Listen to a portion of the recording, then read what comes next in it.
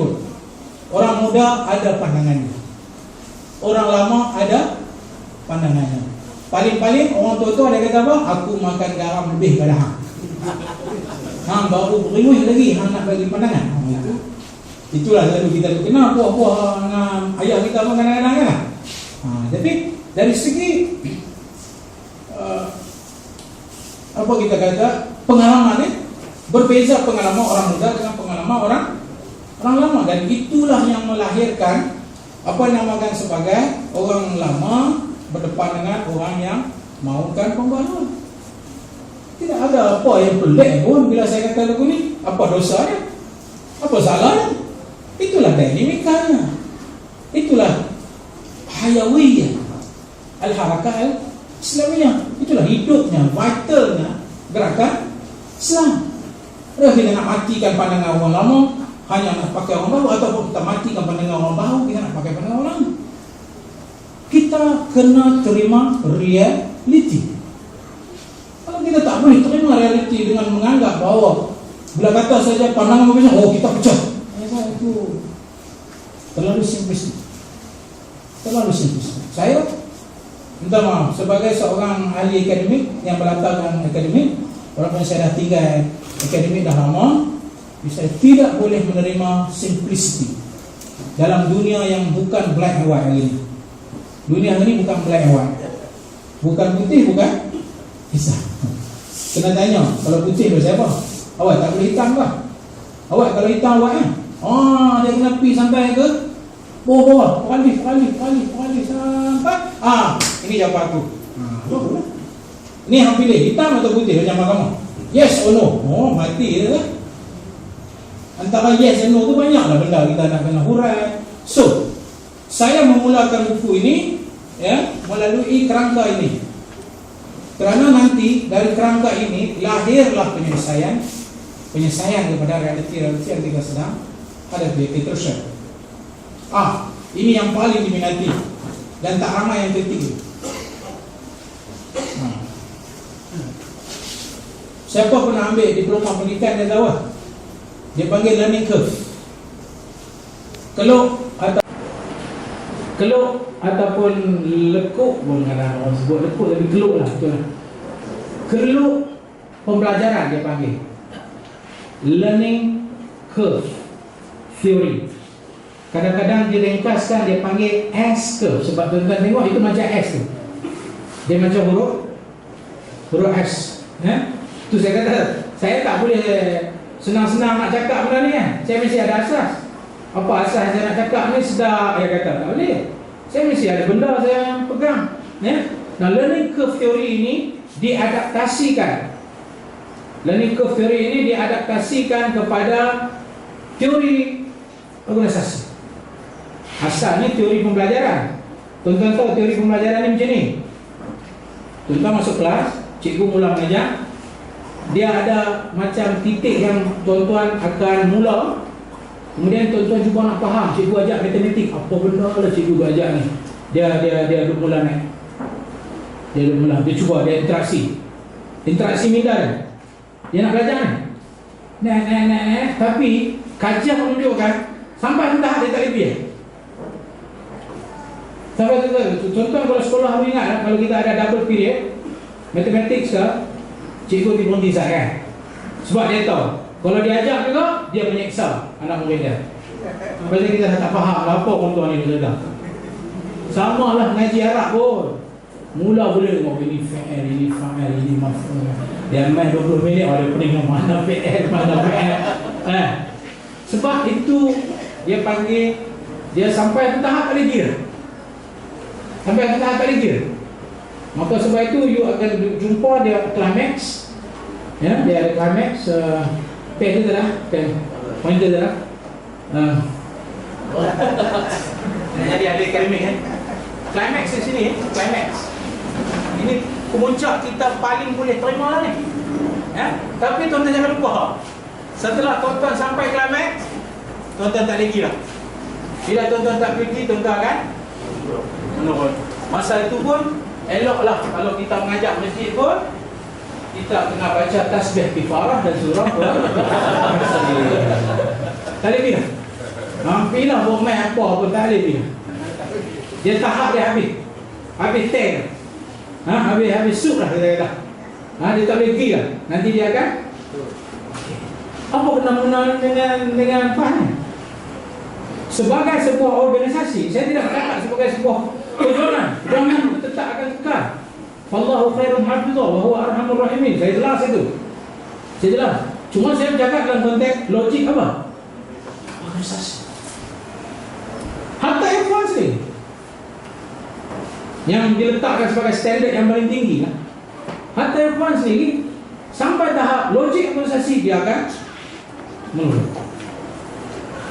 Yang menariknya dalam kajian saya ini, rupa-rupanya bila saya aplikasikan teori ini dalam konteks teori pembelajaran organisasi PAS, kita akan berjumpa satu lekuk baru, keluk baru telah dicipta setelah berlaku krisis yang cukup hebat pada zaman Datuk Asri. Haji Mahdiah menyaksikan itu. Kita yang budak-budak ni jangan duk anggur, hangpa pun tak layak. Saya berumur berapa masa tu? Saya ingat saya baru tingkatan 3 betul. Tingkatan 2, tingkatan 3 begitu. Hebatnya saya tengok bila saya buat kajian. Ini kajian kan? Untuk nak kritik saya, dipersilakan. Tapi saya duduk, saya kaji, saya tengok, saya applykan keluk ini. Dia kata, rupanya tanpa disedari, hebatnya PAS pada waktu itu, dia telah mencipta keluk yang baru. Nama keluk itu kepimpinan yang muncul pada tahun 1982. Bayangkan ini zaman Asri. Pembina awal Datuk Asri.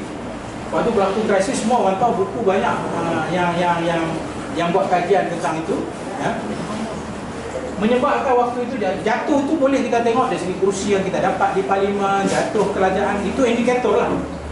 Ya, dan saya ada slide yang menunjukkan kita punya prestasi daripada 5 baru ni saya bentang dekat pemuda petang tadi, prestasi daripada 59 sampai 2013. Dan setiap kali kita tengok menurun, itu ada problem, ada masalah. Ya? Nah, cantiknya pada waktu itu muncul pemuda. Muncul orang muda macam anda hari ni, fikir macam mana nak selamatkan hati. Maka lahirlah konsep kepimpinan ulama. Itu sebab lahirnya, dan saya akan jelaskan di sedikit. Dengar saya kan?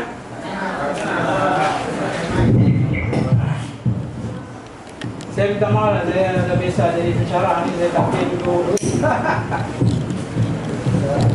Jadi sekarang ni pun kalau ceramah politik pun saya minta, saya nak gelap. Ada satu poin dia berhenti. Dan cadangan yang dibuat dalam teori pembelajaran organisasi ialah ketika kita sudah sedari bahawa kita duduk menurun, elok berhenti fikir. Cipta keluk yang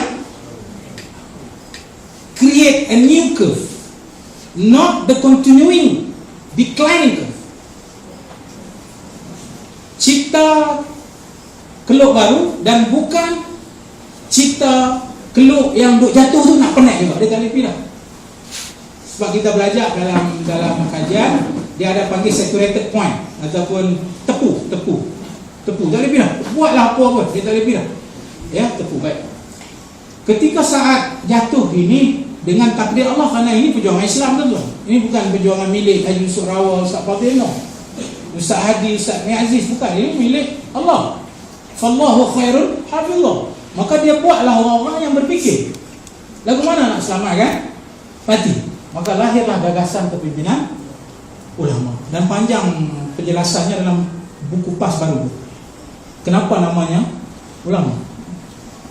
Naik atas, alhamdulillah, mendaki 1990 kita dapat Kelantan balik dengan Apu, Anggota Pemuda Ummah. Melaka, naik lagi, sehinggalah hari ini.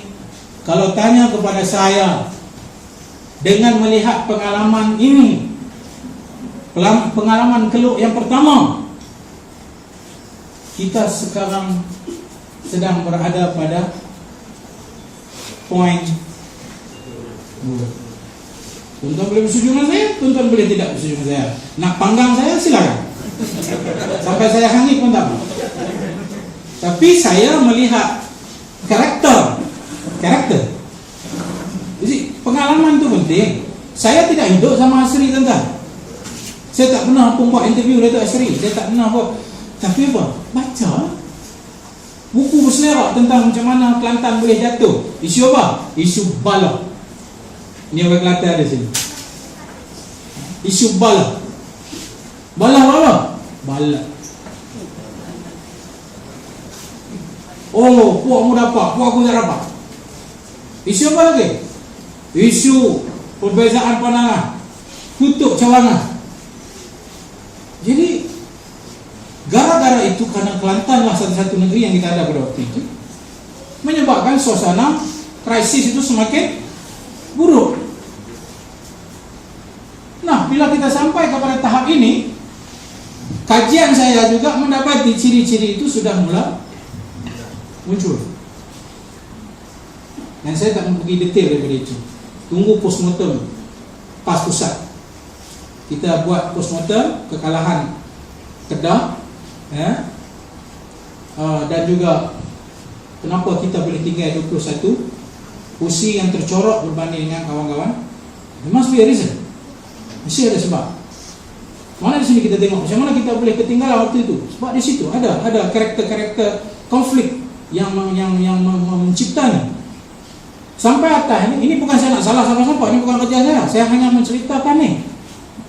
Keluh ni. So, bagi saya mengandaikan perlunya kepada keluk ketiga. Itu aja lah. Apa dosa dia? Saya kata itu aja. Ada banyak Syekh. Kerana mengambil pengalaman di sini. Kalau saya tak ambil fakta biru ya ulil absar, kamu tak ambil kira ke? Inna fi dzalika la ayatin li ulil albab. Afala tatadhakkarun? Fikir. So saya tak boleh ni kalau aku tak buat keluar satu anjakan, kalau aku tak bagi deskripsi suasana dengan bagi dia punya solusi, ya, bagi anekdot dia, bagi ubat dia. Saya berlaku zalim sebagai tentera pejalan kaki yang paling ujung. Zalim je. Kalau itulah tuan-tuan nak marah kerana itu pada saya, kan marah. Saya rela kena marah, tenang salah. Saya siapa? Duduk ujung. Jadi saya kata, sebab itu saya buat titik-titik ni. Bermakna itu keperluan hari ini. Dan saya mendetailkannya di dalam, sebab itu saya kata jangkaan keluk baru yang okey. Tuan-tuan kata keluk ni ada ni? Tuan-tuan kata ada ke? Tuan-tuan kata tak mau ada ke? Dia kata tak main ke?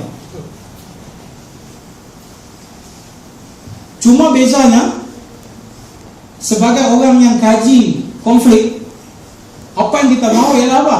Meminimalkan. Sebab itu Allah bagi ilmu. Nak meminimalkan kemunculan keluk ini perlu diurus. Jika tidak diurus, keluk inilah yang akan memberikan kesan yang negatif kepada hati. Itu saja. Jadi saya terpaksa menggambarkan apakah bentuk keluk itu. Tapi sebelum saya harus menceritakan bagaimana keluk itu. Sekarang ni tuan-tuan, keluk itu tuan-tuan tak buat apa dia muncul kan? Apa dia? PAS menjadi multiracial. Dah muncul lah. Tapi nasib baik tak kita sambut tu, sebab kita tahu dah nak jadi. Maka kita sambut dengan apa? Dewan Himpunan Penjaga PAS. Sebab kita tahu nak jadi. Sebab tu kita sambut awal. Padahal dia jadi terkejut. Kita nak urus susah. Nampak? Baru tadi Cikgu Mala SMS Cikgu Mala Johor. Dia kata minta Wendy tolong. Di tempat dia ada lebih kurang 100 orang lebih. China dan India nak masuk Dewan Himpunan Penjaga. Bukan tu saja, sekarang ni Allah SWT izinkan kita hampir ada 20,000 keahlian seluruh negara. Dan satu kejayaan paling besar yang telah kita lakukan ialah meletakkan calon bukan Islam dari Dewan Himpunan Penyokong Kompas yang bertanding di ayat hitam.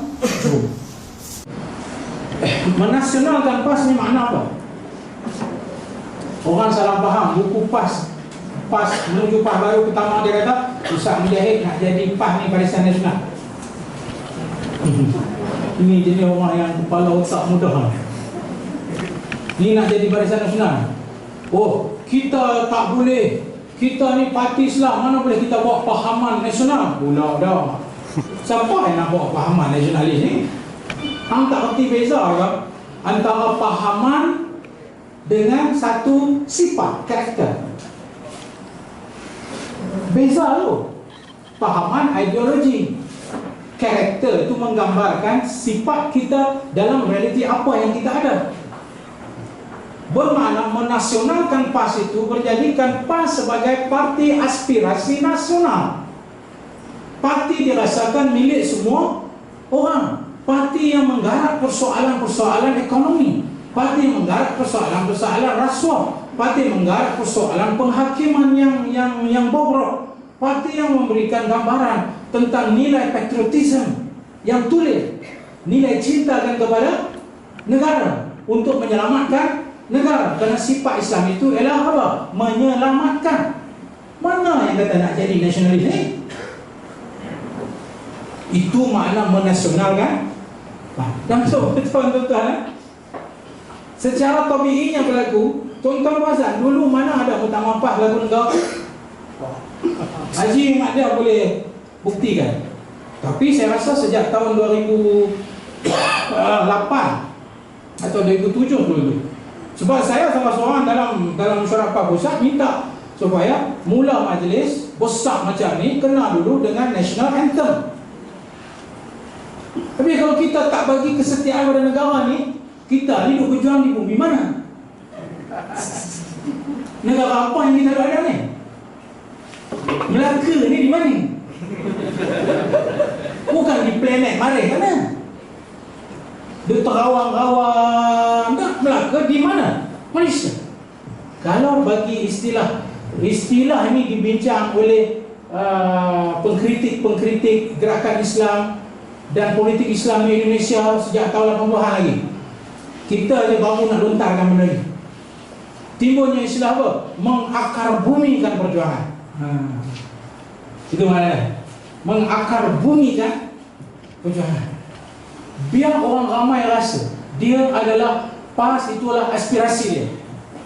Yang bukan hanya cakap tentang agama saja, tapi cakap tentang ekonomi, keruntuhan, sosial, bercakap tentang kehakiman yang bobrok, bercakap tentang mimpin yang rasuah, bercakap tentang kasih kepada negara, cinta kepada negara, atau apa yang disebut sebagai nilai patriotisme yang tulen. Dulu dengar patriotik, wah ini UMNO apa ni? Nampaklah dia berjaya sisihkan kita daripada menjadi sebahagian daripada anak bumi Malaysia. Dan kita tengok masa kebangkitan gerakan Islam seluruh dunia. Apa bendera yang mereka bawa berjalan berarak di seluruh tahrir? Dia bawa bendera Ikhwan. Dia bawa bendera Hizbut Tahrir. Dia bawa Misra, Watani, Habibi, Mesir, tanah airku yang ku cinta. Pelawak bendera Mesir. Kenapa? Kerana perjuangan yang nak bangkitkan orang lain mau ikut, tak boleh bawa bendera kita. Kena bawa bendera yang orang terasa tertarik. Dan itu nilai-nilai patriotisme yang bagi saya belum ada nuansa-nuansa yang kuat daripada pimpinan menyatakan nilai patriotisme yang kita harus menjadi seorang rakyat Malaysia, menyelamatkan negara Malaysia, cinta pada Malaysia. Pasal kalau cakap ni bagi tamu. Nampak tak? Itu maksud saya menasionalkan. Nah, apa cara menasionalkan PAS? Mesti melihat kerangka perlembagaan persekutuan sebagai premis hujah kita. Dan dulu ada pandangan mengatakan, mana boleh hujah dengan perlembagaan persekutuan ni? Tahu Ustaz, Zaman Haji Mahdi ada boleh cerita lah. Zaman tu Haji Hassan Madaha mana ada. Itu tauhid tu. Perlembagaan persekutuan tu apa? Tauhid. Dan saya jelaskan dalam buku itu. Siapa yang menyamakan perlembagaan persekutuan dengan Al-Quran dan Sunnah, dia telah merendah-rendahkan Al-Quran dan Sunnah. Dengar sekali baik-baik. Sebab Al-Quran dan Sunnah jauh daripada itu.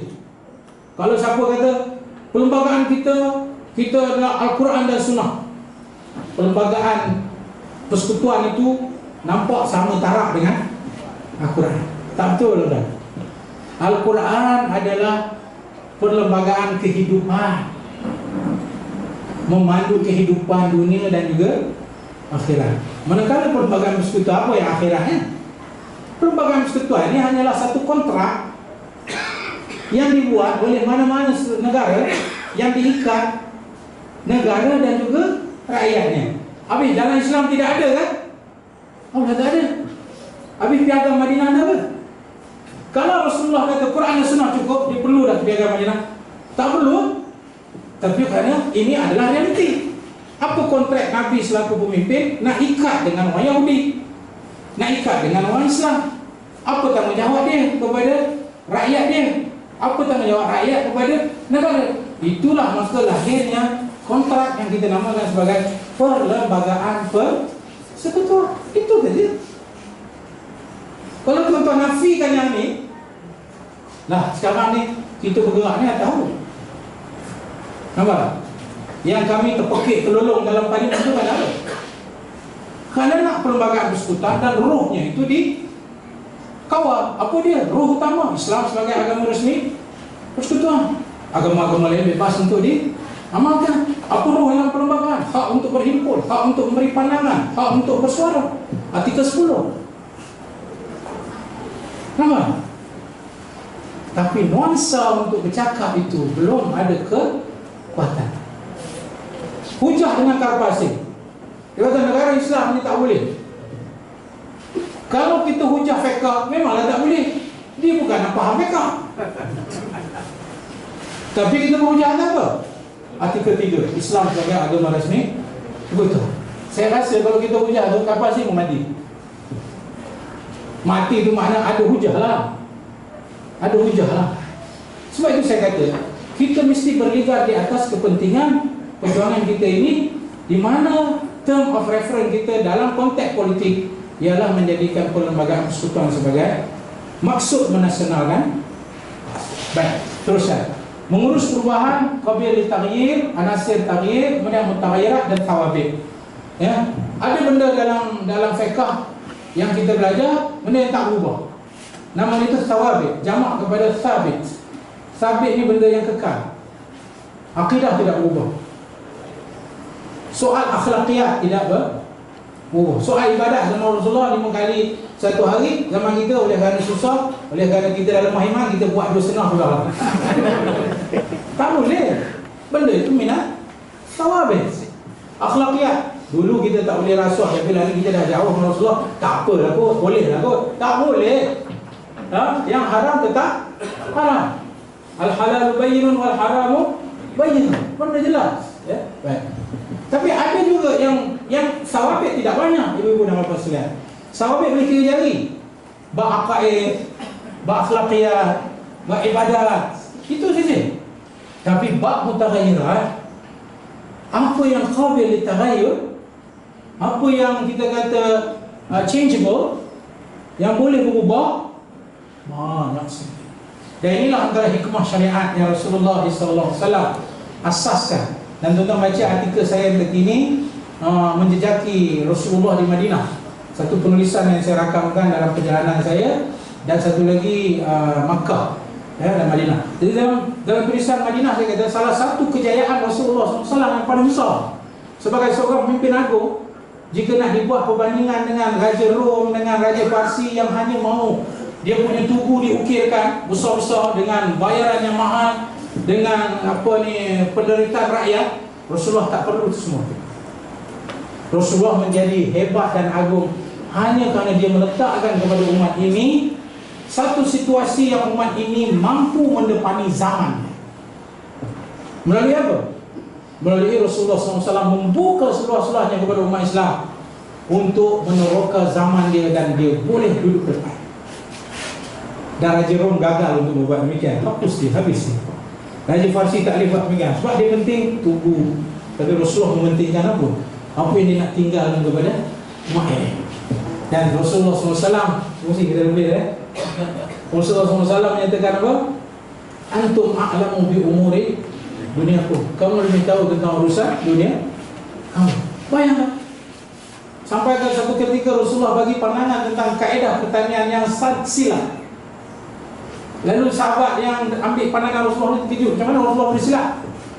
Ni Rasulullah ni. Lalu Rasulullah gelak dia. Rasulullah kata, "Pak, dunia ni kau lebih tahu pada aku. Aku bagi pandangan." Ya. Mau kalau Rasulullah tak boleh kena ikut. Gagal kena ikut juga. Oh, berat mana? Bila kita nak maju? Jadi itulah mutaghayyirat yang kita kena teroka. Dan bagi saya, aspek organisasi adalah al-umur al-ijtihadiyyah tandariju fi babin mutaghayyir.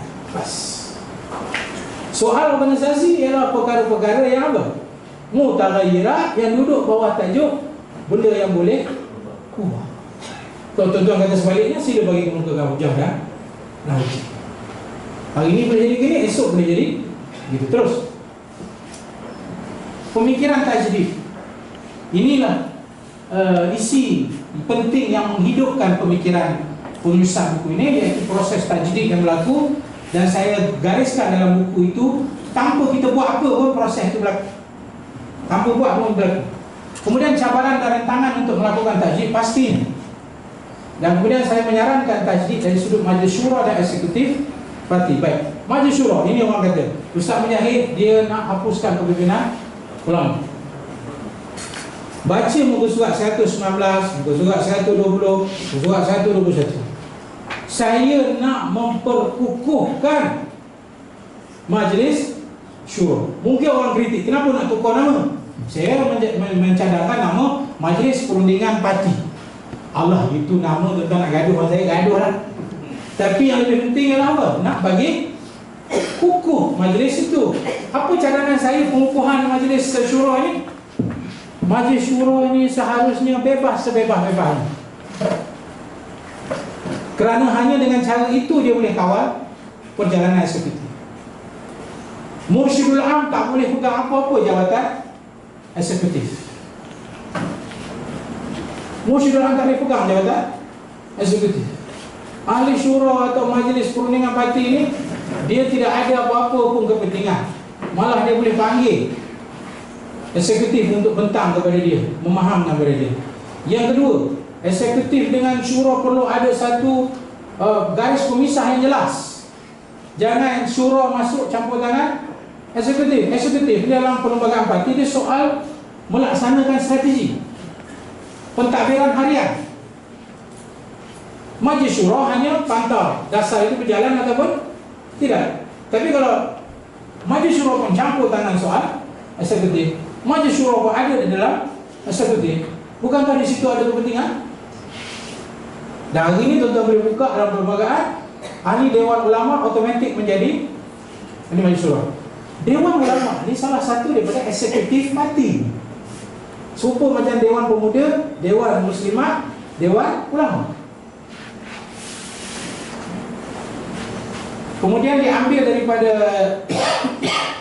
daripada eksekutif orang yang boleh duduk di dalam majlis syura. Jadi di sini timbul dari segi organisasi, pertindihan dan kepentingan-kepentingan yang boleh diperhatikan. Eksekutif parti kalau tuan-tuan tengok ada dalam, saya cadang nak memperkukuhkan supaya eksekutif parti ini lebih baik. Next. Ini landasan pemikiran yang saya bawa dalam menentukan hala tuju PAS. Pertama ialah manhaj wasatiyah. Dan di sini saya cerita tentang masyarakat plural dan madani. Tuan-tuan mendengar plural terkejut. Ustaz dia sokong pluralism. Tuan-tuan, belajar. Kadang-kadang bahasa tu ada keindahan dia. Plural itu menggambarkan realiti kepelbagaian. Pluralisme menggambarkan satu ideologi yang mengandaikan semua orang sama. Yang itu kita tentang habis. Semua agama sama. Yang itu kita tentang habis. Ya. Tapi realiti plural. Dan saya telah bentang tajuk ini dalam Muktamar Abim yang saya tak ingat tahun berapa. Saya ada bentang tajuk pluralism dan plurality. PAS sebagai fasilitator dengan masyarakat sivil. PAS sebagai fasilitator. Kita tak boleh zaman ni kita menghukum orang. Bila kita hukum kita kata tak boleh. Boleh. Kita kena runding kan. Kita kena dialog kan. Kita kena bincang ya dengan dia. Nampak? Meraihkan kepelbagaian. Bagaimana bisa kita sama kita pun kita tak boleh raihkan kepelbagaian? Macam mana kita nak raihkan kepelbagaian di luar sana? Yang hutang limba di luar sana tu. Kalau sini pun kita tak dapat meraihkan kepelbagaian. Dialog dan perundingan awam.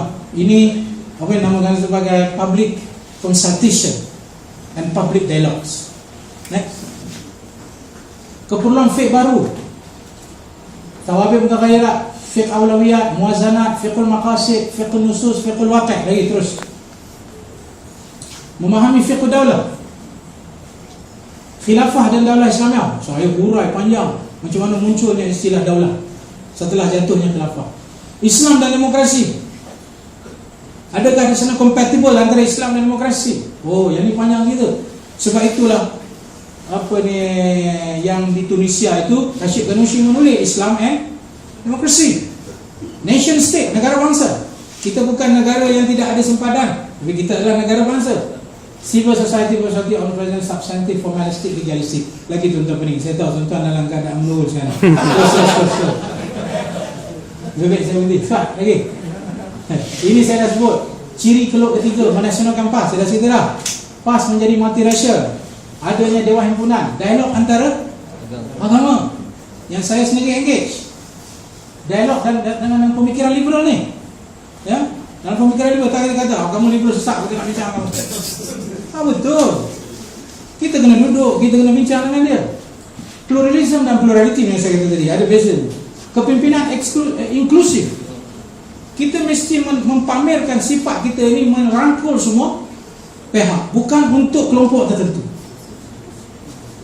Sebab itu kepimpinan ulama ini bagi saya adalah satu inovasi organisasi yang perlu pada waktu itu, dan tak ada salahnya kalau kita rebrand balik.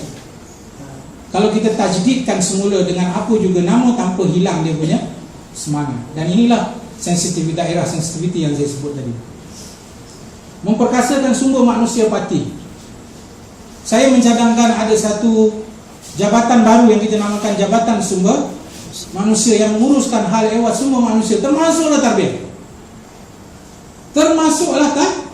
Ini orang kita, ini tak ada tarbiyah Ustaz Mujahid ni. Tak datang usrah, ini tak ada tarbiyah ni. Kalah sebab tak ada tarbiyah. Tanya dia tarbiyah tu apa benda? Entahlah. Tarbiyah lah. Kita kena tarbiyah lah. Apa manhaj dia, apa kayu pengukur dia, apa standard piawaian dia, yang saya telah cadangkan dalam buku. Terus ya. Inilah model 4 tingkap yang silat tingkap. 4 tingkap yang memberikan gambaran ini cara kita nak baiki, nak rejuvenatekan parti kita. Struktur yang melibatkan soal keputusan, carta organisasi, hubungan, komunikasi, dasar polisi perlembagaan parti, sumber manusia yang melibatkan aspek sosial psikologi, peningkatan ahli yang melibatkan soal piawaian ahli. Saya mengandaikan jika benarlah satu rejuvenasi dibuat dalam konteks pentadbiran parti dan pengurusan, tidak timbul lagi hari ini ahli PAS ulama, ahli PAS tidak ulama. Tak ada. Yang ada satu saja ahli PAS. Itu yang betul. Sebab mereka sudah lalui proses yang kita telah tetapkan piawaiannya. Dan benda itu ada, bukan tak ada. Politik persaingan dalaman. Ni, nak dekat muktamar ni. Persaingan jawatan semakin sengit. Ya. Sensitif kan saya cakap? Realiti kan? Kenapa kita nak sembunyi? Kenapa? Apa masalahnya? Kenapa? Persaingan ni kalau betul, bagus, sehat, apa masalah dia kalau healthy competition? Apa masalah? Apa masalah? Kalau kata persaingan hebat, persaingan sehat semua dah. Mana parti akan dapat the best lah. Oh, bagus lah. Dalam ni saya cadangkan cara persaingan tu supaya jadi molek. Malah saya cadangkan siapa-siapa yang nak bertanding daripada naib sampai kepada presiden. Jawatan kuasa ni tak payahlah ramai sangat. Daripada naib sampai presiden, buat satu sesi terbuka dengan perwakilan, cerita aku ni kalau lantik aku nak buat apa. Salah kan?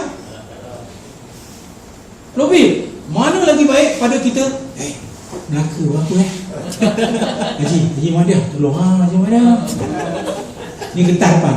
Berapa? Johor, tak boleh gini. Mana lebih baik? Pada kita open kan? Okey, sekarang dengar. Calon naik presiden katalah ada 10 orang. Cerita 10 minit. Bagi kat dia topik, jangan suruh dia merapu.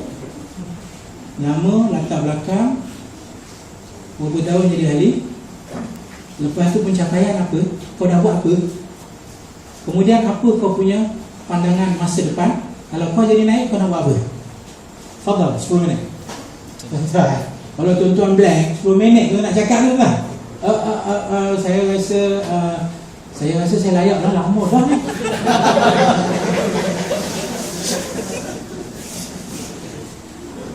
Susah saya. Dan sudah tentulah kita kena uruskan tu. Ada satu jawatan kuasa yang uruskan benda itu. Jadi dengan cara itu kita menyelamatkan parti daripada lobby tak? Ya. Kita menyelamatkan parti daripada tikam-menikam tak? Ya. Sebab kita open. Nah, para perwakilan yang nak pergi tu dia dah dengar kan?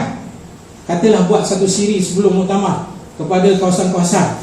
Kemudian kamu fikirlah sendiri. Ini kadang-kadang ahli-ahli kita pergi muktamar, kalau ada nama sampai berapa puluh nama tu, dia nak tengok satu-satu kan panjang. Lalah yang AJK tu dia kira dari 1 sampai 18. Inilah dia orang yang aku nak lantik jadi pemimpin. Simple dia. Nak salah dia, dah, sebab tidak ada mekanisme.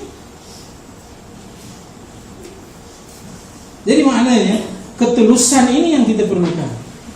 Dan kita dengan itu mengurangkan soal kelompok-kelompok yang mana saya dipilih atas sebab orang ini ada wawasan. Saya dipilih sebab dia boleh berfikir untuk bawa parti ini ke. Saya dipilih, orang ini dipilih kerana ada kejayaan-kejayaan yang telah dia. Ini yang jahatnya kadang-kadang hak yang kita buat berjaya tu pun dia nafikan, kata mana ada dia tak buat apa pun. Yang perwakilan ni tak tahu apa benda. Ya tak ya juga nampak? So the party is deprived from getting the best of the best, the cream of the cream. Tidak ada apa-apa yang saya sebut ini kesalahan, melainkan saya nak lebih baik untuk baca. Simbol dan budaya, cara kita, mitos, kebanggaan kita. Ini panjang cerita. Terus ya. Maka timbullah case study. Yang ni pun tak penting. Dah saya habis. Jadi tuan-tuan, itulah lebih kuranglah. Saya minta maaf sebab macam mana saya kata, sama ada PAS ini dia jemaah siasah ke atau dakwah. Tapi kalau tanya saya, dua-dua, siasah wa dakwah. Contoh, saya jadi ahli parlimen, naik melalui siasah, iaitu pilihan raya dan sebagainya. Tapi adakah saya duduk di parlimen hanya sekadar bercakap atau akan berdakwah? Berdakwah juga, tapi di dalam medan parlimen, membetulkan kerajaan. Afdalul jihad kalimatul haq inda sultanin jahil. Maka saya berdepan dengan semulia-mulia jihad, menegur pemerintah yang buat tak betul, rasuah. Itu adalah satu dakwah yang cukup termasuk dalam bab amal ma'ruf dan nahi munkar. Jadi tidak ada pemisahan sebenarnya antara politik ataupun dakwah dalam konteks PAS hari ini. PAS adalah sebuah gerakan siasah wa dakwah. Jadi saya rasa itu telah jelas, walaupun identiti ini memakan masa yang panjang. Pada zaman Allahyarham ayahanda saya sendiri sewaktu ambil alih kepimpinan ulama yang pertama, menegaskan tentang PAS ini perlu disertai oleh semua orang. Yang membawa beliau ke Amerika, ke Australia, ke England untuk mengambil kader-kader baru supaya duduk bersama dengan PAS. Mari Ustaz Fadino menegaskan lagi keperluan itu. Malah pernah timbul dalam salah satu tulisan tesis saya ada menyebut tentang isu timbul lagi itu, adakah PAS ni nak jadi macam arkam, nak kena satu uniform, nak kena pakai jubah. Pada zaman itu anda hanya akan dilihat sebagai ahli PAS yang quote unquote ustaz. Apabila anda tak ustaz pun anda nak jadi macam ustaz. Dari situ pakaian, pakai serbannya, pakai apa. Adakah timbul masa tu kita nak sama macam ni ke? Ustaz Fadil tegas jawab dalam muktamar bahawa PAS tidak mengajak kepada uniformity dari segi pakaian. PAS tidak mengajak semua orang nak pakai serban, semua orang nak pakai jubah. Ya, tapi PAS ini terdiri daripada berbagai kelompok. Maka lahirlah istilah yang dipopularkan oleh almarhum Ustaz Fadil Nur.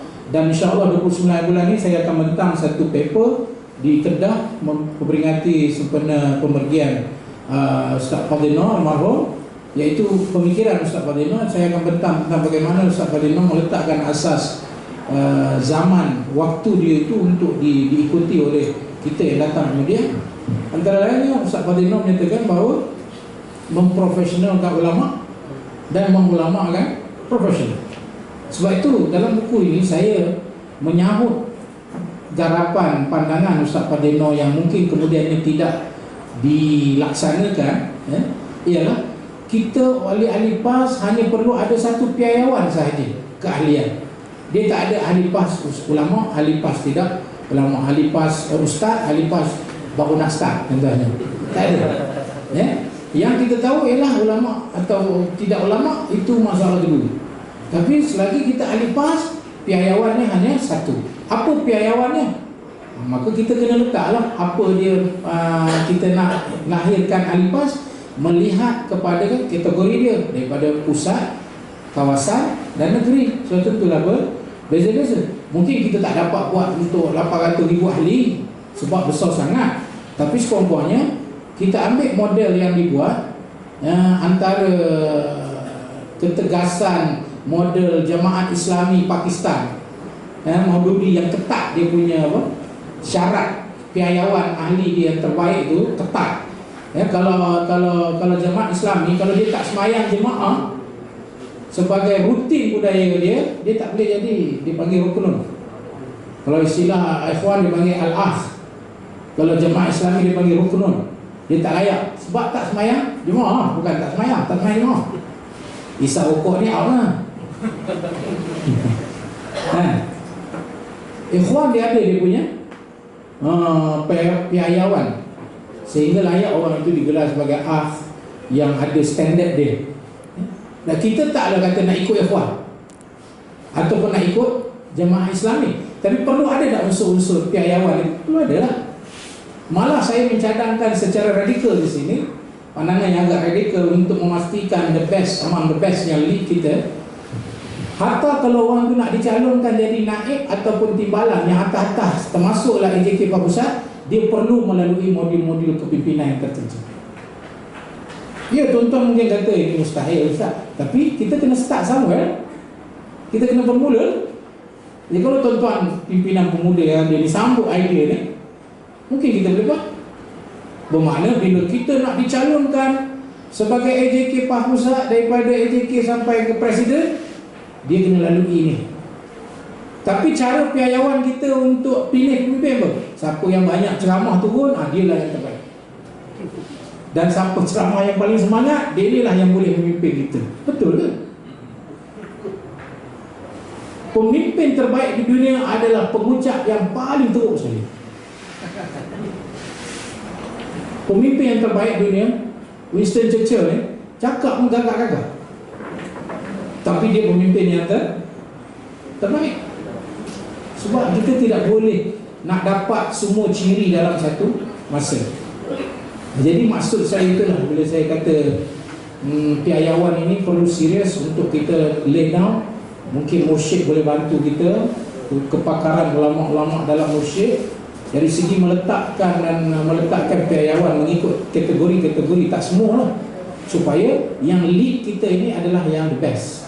Yang tak kira dia ustaz ke, dia baru nak start ke, atau dia start tak pernah start ke, dia layak untuk diberi apa? Peluang untuk mendapat yang terbaik. Tapi peluang dia ialah melalui manhaj terbaru yang kita sediakan. Dan saya rasa ini bukan sukar untuk dibuat, kerana pengalaman gerakan Islam dunia banyak dalam bab manhaj tarbiyah.